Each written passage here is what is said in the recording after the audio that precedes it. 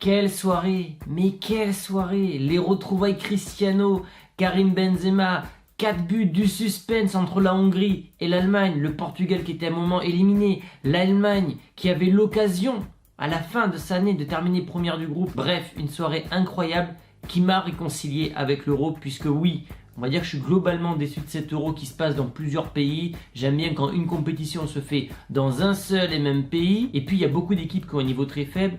Et ça nivelle un peu la compétition vers le bas, je trouve. Je préfère les compétitions resserrées avec un très gros niveau. Là, c'est terminé les groupes. On va enfin rentrer dans le vrai Euro avec les huitièmes de finale.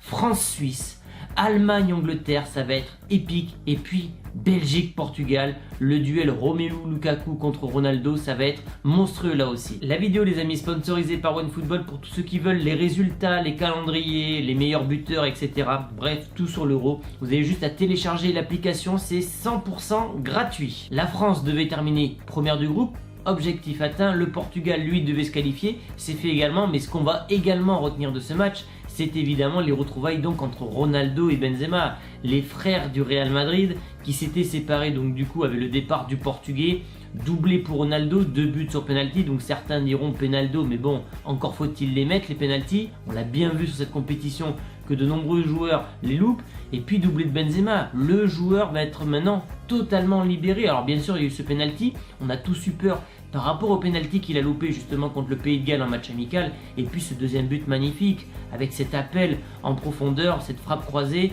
Donc voilà, Benzema est rentré dans cet Euro. Mbappé, c'est pas tout à fait la même chose. Mbappé, oui, il est vif, il fait des appels de balles et je l'avais trouvé bon notamment contre l'Allemagne et contre la Hongrie, mais Mbappé qui aime scorer en est à 0 but. Donc justement au niveau des compositions, la France était avec un 4-2-3-1, un système qui m'a pas trop convaincu. Je préfère quand la France est en 4-3-3 avec Rabiot, Kanté, Pogba, je les trouve plus solides au milieu de terrain. Et pour la première fois justement, j'ai vu ce milieu de terrain français, donc Pogba, Kanté, en difficulté face à l'homme du match qui a été Renato Sanchez et qui change complètement cette équipe du Portugal. Je pense d'ailleurs que si Renato avait joué contre la Hongrie et contre l'Allemagne, le Portugal n'aurait pas eu ces scores-là. C'est vraiment un joueur extraordinaire qui arrive à te donner une autre image de cette équipe du Portugal. Côté français, donc il y avait le retour d'Hernandez, blessé, la première de Koundé et également la première de Tolisso en tant que milieu offensif droit. Donc ce couloir droit Tolisso-Koundé était pour moi la faille de l'équipe de France, très faible, très peu d'automatisme. Et finalement voilà, Koundé qu'on disait plus fort que Pavard n'a pas marqué spécialement de points ce soir. Tolisso quant à lui, je l'avais trouvé très bon dans les matchs de préparation en tant que milieu de terrain. Ce soir en tant qu'ailier droit, voilà, il ne m'a pas convaincu non plus.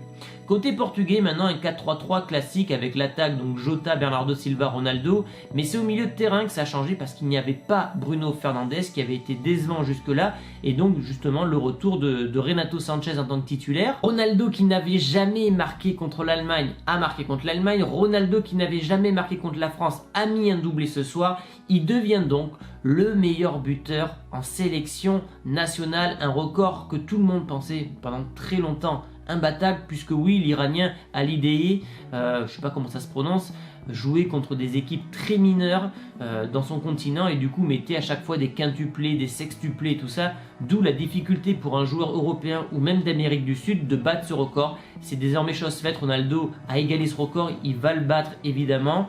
Mais voilà, c'est un record qui me tenait à cœur parce que voilà, c'était un record que je voulais pour le Portugais et qui aura été battu surtout pendant l'Euro et pas lors d'un match amical. Tout le monde avait peur d'avoir un match très défensif avec peu de spectacle parce que ce sont deux équipes qui aiment l'équilibre défensif, deux équipes pragmatiques et finalement on a assisté à l'un des plus beaux matchs de l'Euro, 4 buts, 2 buts de chaque côté.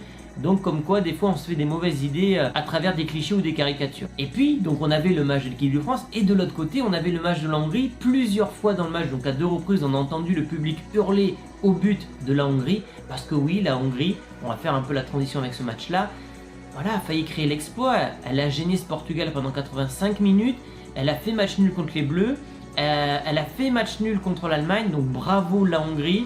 Dommage qu'ils ne se qualifient pas, mais bon, pour le spectacle, dans les huitièmes, je préfère quand même avoir un Allemagne-Angleterre qu'un Angleterre-Hongrie. Je pense que vous serez tous d'accord avec moi.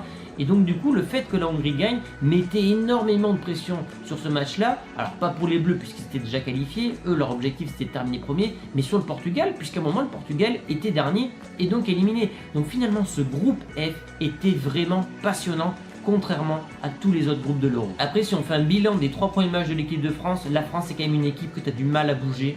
Le Portugal, à part ses pénaltys ce soir, a pas beaucoup d'occasions. L'Allemagne c'était pareil, la Hongrie pareil.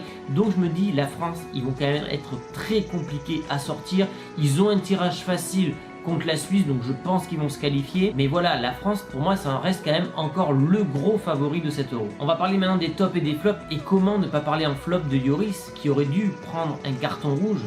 Il a complètement assommé Danilo parce que la France en sort très bien. Parce que Danilo fait la tête, il va lui mettre un coup de poing et le coude. Ça peut mériter un carton rouge et à ce moment-là, ça change tout le match. Donc Lloris, voilà, m'a pas impressionné.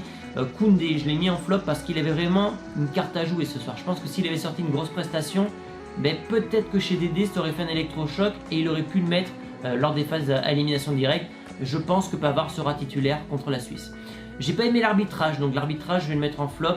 Parce que donc du coup il y a ce penalty pour la France qui est très généreux et surtout en fin de match il y a un penalty pour la France qui n'est pas sifflé sur Coman. Donc on a l'impression que finalement le premier penalty de la France c'est une espèce de compensation et qu'à la fin il n'a pas osé siffler le penalty pour la France parce que ça aurait fait 4 penaltys dans le match, ça aurait fait peut-être un peu trop. Et j'ai pas trop aimé l'arbitrage. Concernant les tops, évidemment, je pense qu'on aura tous mis Renato Sanchez. Quel joueur, mais quel joueur disponible. Il met beaucoup de rythme. Il joue avec une verticalité qui est super intéressante. Bref, c'est la révélation portugaise. Enfin, c'est même pas la révélation parce qu'on le connaît, mais c'est pour moi le meilleur joueur portugais de ce match-là. J'ai mis Benzema évidemment parce qu'il met un doublé. Voilà, son heureux lancé, son retour avec l'équipe de France, pardon, est lancé également. J'ai mis CR7 parce que voilà, il met 2 pénaltys. Faut les mettre les pénaltys parce qu'à un moment, tu as la pression. Le Portugal est éliminé de l'Euro. Donc voilà, il a mis les pénaltys. Pogba, je l'ai aimé par intermittence. Des fois, m'a déçu, il s'est fait bouffer donc par Renato Sanchez. Mais en fin de match, quand il fait cette frappe en pleine lucarne et Rui Patricio qui fait cet arrêt fantastique. Donc j'ai mis Rui Patricio dans les tops. Pogba, un peu intermittent avec Kanté, je les trouve un peu discrets. Rabiot, ce qui est drôle, c'est qu'il faisait sa diva avec le PSG. Maintenant, il est prêt à jouer défenseur gauche avec l'équipe de France. Comme quoi, le joueur a quand même progressé dans sa tête et réalise que jouer des matchs avec l'équipe de France, tu ne peux pas, refuser de jouer quel que soit le poste. Donc voilà, un match alléchant, beaucoup de buts, du spectacle, du suspense, les retrouvailles entre Ronaldo et Benzema, un record pour le Portugais, un doublé pour Benzema. Bref, c'était une soirée parfaite. J'aurais aimé limite un triplé pour Benzema, un triplé pour Ronaldo, mais en tout cas, je me suis régalé. Maintenant, place au 8e. Enfin, parce que comme j'ai dit en début de vidéo, cet Euro quand même c'est pas pour moi le meilleur de l'histoire. Merci à tous pour votre fidélité, n'hésitez pas à lâcher un pouce bleu, à vous abonner si ce n'est pas encore fait et on se retrouve dès demain les amis pour les pronostics des 8e de finale, je compte sur vous. Ciao.